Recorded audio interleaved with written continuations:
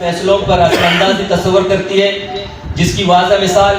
گزشتہ سیشن جج کی تبادلہ اور نئی سیشن جج کی تقرری جس پس منظر میں ہوئی ہے۔ اس سے انصاف مہیا کرنے کی معیار کا اندازہ لگایا جا سکتا ہے، اور یہ سوال اٹھتا ہے کہ کیا حق و تحریک بلوچستان کے عدالتی ٹرائل شفاف ہوں گے؟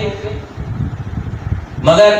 حق و تحریک کے قائدین و کارکنان پھر بھی نا امید نہیں ہیں اور ان جعلی مقدمات میں پیش ہوتے رہیں گے اور ان کا سامنا کرتے رہیں گے۔ جناب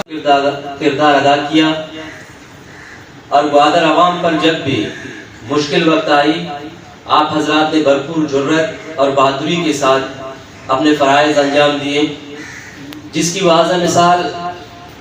حاجی عبید اللہ بلوچ صاحب کی ہے، جس کے گھر پر سرکاری سرپرستی میں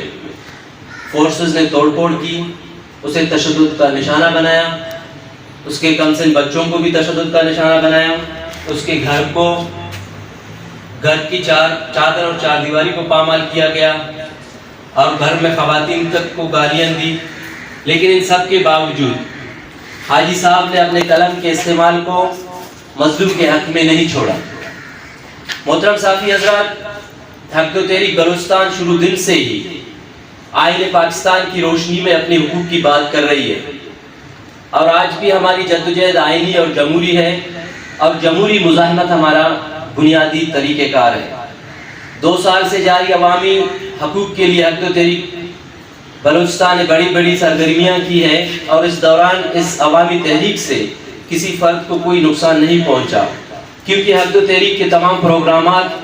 پرامن، جمہوری اور آئینی ہوتے ہیں۔ حق و تحریک بلوچستان کا ویژن ایک ہی ہے کہ بلوچستان